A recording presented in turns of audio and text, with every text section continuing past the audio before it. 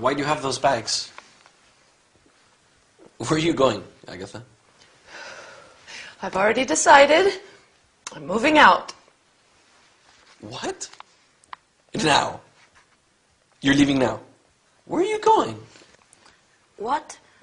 What has happened? Why are you moving out? I don't want to disturb anyone. I think Victor and I need to lead separate lives. Victor needs his freedom. I'm so upset. Not everyone has the same character. Elena, you're timid and shy. Victor's more reserved. Not everyone is sociable and outgoing like me. I'm too demanding. Now you're being dramatic. I don't fit in here. I'm leaving. I'm going to Betty's. Upset? Does it mean sad? Yes, a combination of sad and angry. Perhaps you didn't like the new furniture Victor bought while you were away. She said she liked the bookcase. Anyway, you're not moving out. Don't be ridiculous. Where will you leave? I'm going to stay with Betty for a few weeks. Then I'll decide. Are you two fighting? No. Well, we had an argument last night.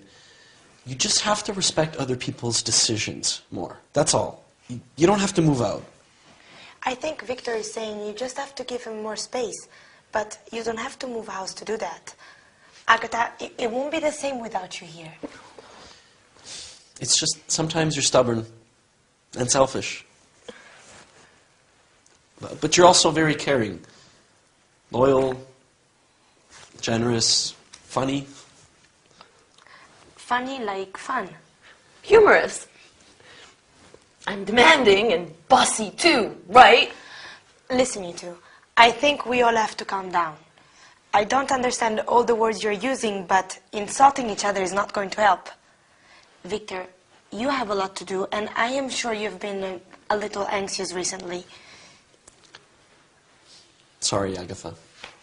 When I'm studying for exams, I become very nervous. This is an important time for me. See? Agatha, he's apologizing, and I'm sure he's going to be kind and understanding from now on.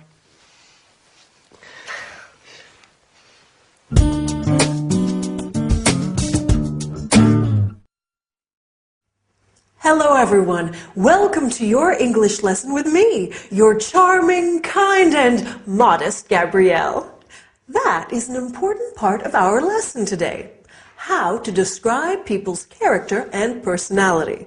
That was the problem in our sitcom, wasn't it? Victor and Agatha's personalities are too different, and that makes for a very difficult living situation. So, as well as describing personality, we will also review the future tense, using will, going to, and the present continuous and the present simple, and study the expression have to in the future. Oh, I'm giving a party next Saturday. It's Dylan's birthday. Are you going to come? Sure, you'll love it. Right, first let's review the future tenses. Do you remember when we use the verb to be plus going to? That's right. We use it to talk about future plans and intentions. Like when Agatha says, I'm going to stay with Betty. We also use it to talk about predictions based on what we can see at that moment. For example, saying, I think it's going to rain when you can see storm clouds. And when do we use will? We use it with offers. I will help you carry your bag. Promises. I won't come home late. Predictions without evidence. You'll love the film. And instant decisions. I'll have a ham sandwich. Now, to talk about the future, we also use the present continuous when we want to talk about future arrangements. For example, if I say, I'm meeting my friends tonight, I am talking about something that I have arranged to do. He's flying to Rome tomorrow. We're playing volleyball in the morning. We can also use the present simple for fixed future arrangements. I start my Spanish course next week. It begins at 9 o'clock. Wow, there are a lot of ways to talk about the future. Can you remember them all? Don't worry, you will. That's a promise. If we want to say that someone has to do something in the future, we use the expression will have to. For example, if you want to speak English well, you will have to study hard. If I want to buy a new car, I will have to save lots of money. Will have to stays the same in all persons. So we can also say, if Dylan wants me to cook dinner, he will have to wash the dishes. Okay, for his birthday, I'll do everything. Now, let's look at some ways that we can talk about character and personality. As I said before, I think I am charming, kind, and definitely modest. How about you? Are you timid and shy like Elena, or reserved like Victor? Or maybe you are like Agatha, sociable, loyal, and generous, but also stubborn, selfish, and demanding. My Dylan is such a sweet and caring man, but he can also be very moody at times. Lady Coco is loving and affectionate when she wants food, but she can be quite aggressive if I try to give her a bath. It's not easy being a mom. Speaking of which, I think it's bath time now for my little kitty cat. Wish me luck. See you next time. Bye.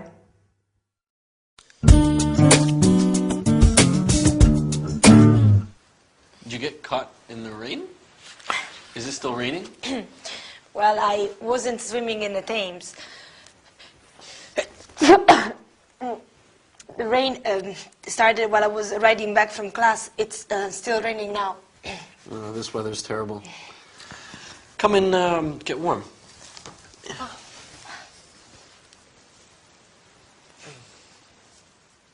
There you go. Is Agatha home? No, she was on her way to yoga when I came back from class. I hope you're not coming down with a cold. Your hair's still wet. There, pass me the towel. I'll dry it for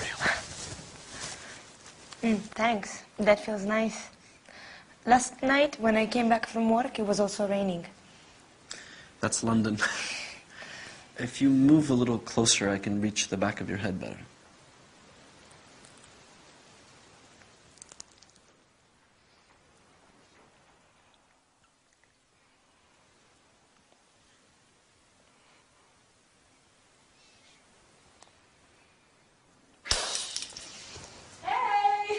It's just me. Are you okay? All's well. It's just the vase near the door, that's all. Oh. I have to make a phone call. I'll do it from the other room so I don't disturb you two there studying. You don't have to. We can go upstairs. I can go to my bedroom, and Elena is better off drying her hair in the bathroom. Yes, of course.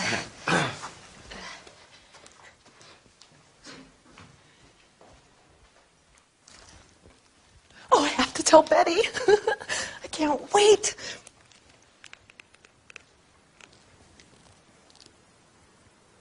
Good morning. May I speak to Betty Summers, please? Betty, you'll never guess. Betty? Oops. Sorry, wrong Betty.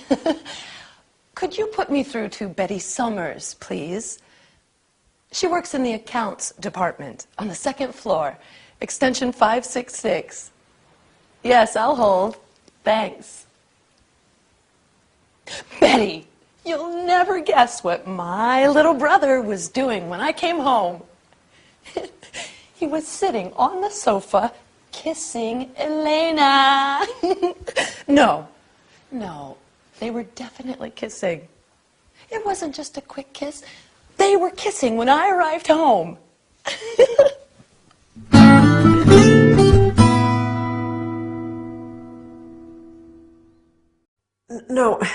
No, listen, Mom, I have to go. My lesson is starting. I'll call you back tonight. Bye. Sorry about that. My mom loves talking on the phone. It's sometimes difficult to get her to stop.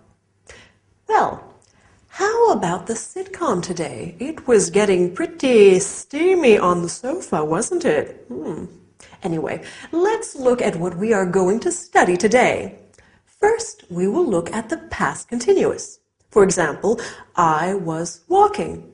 You were dancing.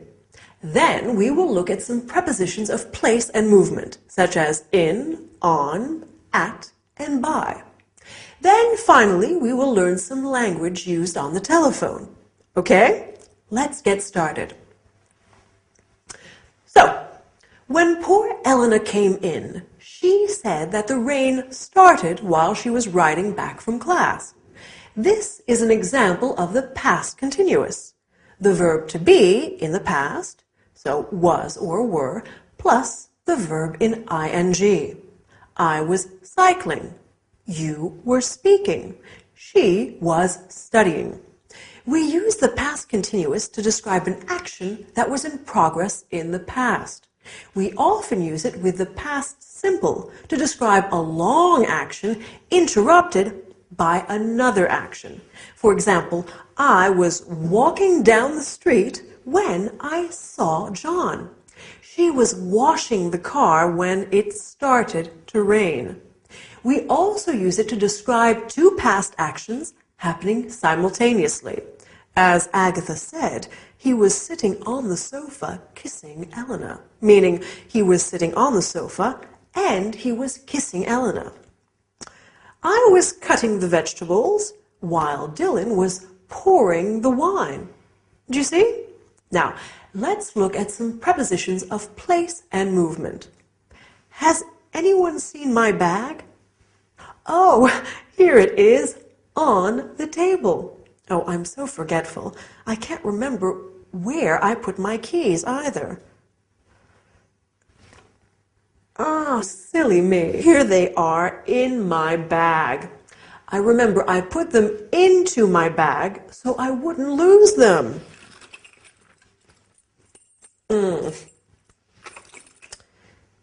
And my glasses? Where are they? Ah, they are in here too. I think I'll take them out of the bag so they don't get broken. Maybe I'll put them onto my head for safekeeping. That's better. Now, after the lesson, I'm meeting my friend Jade for coffee. I'm meeting her at the flower shop on the high street by the park. I hope I remember. You know what I'm like. Okay, finally, I want us to study some telephone language. Do you remember what Agatha said on the phone? She said, "May I speak to Betty Johnson, please?" This is how we ask for someone on the phone. Then she said, "Could you put me through to?" This is what we say when we are talking to a secretary or receptionist of a business and want to talk to someone specific. Please hold on. To be on hold means to wait to be connected to someone. You often hear some really dreadful music while on hold.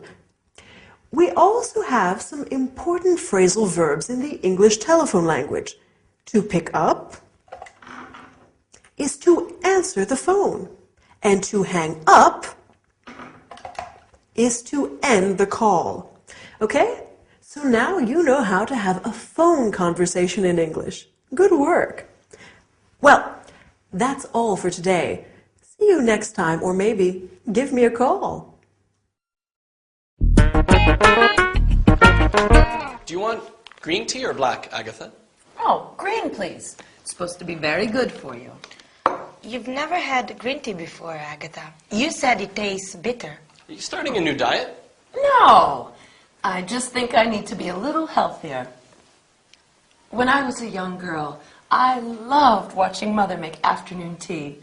Her grandmother taught her how to make a proper pot of tea. When we were children, Agatha and Betty would help Mum make her special jam drop biscuits. Oh, what are jam drop biscuits? They're biscuits, which you push your thumb into to leave a little hole to put the delicious homemade strawberry jam into. Dad and I love them. Our cousins always had apple cakes with their tea, but jam drops were our favorite. Although Aunt Mary has always made marvelous jams. This tea is good. Mom sent it from Manchester. That's where our grandmother's from. She goes often to visit relatives and old school friends. Oh, where are you two from originally? Well, Mom's family is from Manchester, and Dad's from the U.S. We spent our school years living with our dad's family in Arizona until he was transferred here with work.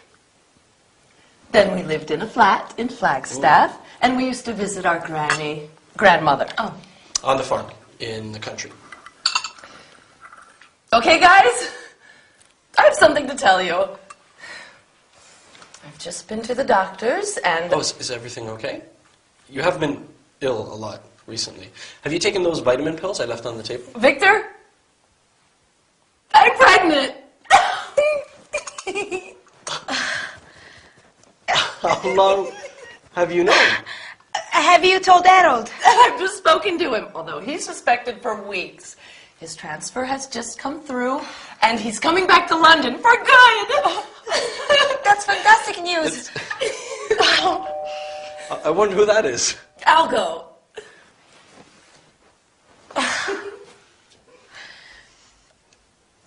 Harold! Oh, what a surprise!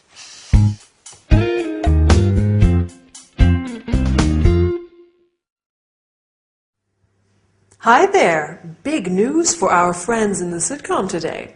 No wonder Agatha is being so careful with her diet lately. And that's great news about Harold coming back, isn't it? Anyway, on with today's lesson. We're going to study the present perfect. For example, I have lived here for 2 years. Then we are going to look at questions and expressions with the word like. I like tea. I would like some carrot cake. Do you remember what Lady Coco is like? Here she is. I'm sure you like her. Finally, we will look at how to describe your childhood. I'm curious. Are you ready? Let's get started. So, in the sitcom today, Elena said, "You've never had green tea before." This is an example of the present perfect. We make the present perfect with the verb have plus the past participle of the verb. I have seen this film twice. We use the present perfect to talk about experiences in our lives when the time is not really important. I have been to India. I have been to South Africa. I've been to France, for example. We can also use it to describe an action that started in the past and continues up to now. He has lived here since 1999. It means he's still living here. I've been singing since I was a child, and I keep doing it now. Another use of the present perfect is to describe an action that happened in the past that has a result in the present, an influence on it. Have you done your homework? Yes, I have. So you can go out now. Agatha said, I've just spoken to him, and now he knows everything. We use the word just when the action happened very recently. You have just learned how to use the present perfect. Well done. Now, let's look at the word like. We use like in many ways. For example, I like chocolate, and I would like some chocolate ice cream. We can also say, I look like my mom. He looks like a rugby player, to describe somebody's physical appearance. We can use like to compare things. Your hair is like silk, or your eyes are like stars. We can also say, what is he like? To ask about someone's appearance and personality. What is Dylan like? He's kind, generous, and very handsome. Compare this to the question, how is he? He's fine, thanks. We ask, how is he, when we are inquiring about someone's health and well-being. How are you? I hope you are fine as well. In our sitcom today, Agatha talks about her past. When we talk about our childhood, we often say, when I was a little girl, or when I was 14. We talk about our past using the simple past tense. Victor says, we spent our school years living with Dad's family. This is another way of describing our childhood. Agatha says, we used to visit our granny. We use used to talk about things that we did regularly in the past. When Lady Coco was a kitten, she used to play with her tail all day long. Anyway, that's all we have time for today. Hope you enjoyed the lesson. Bye!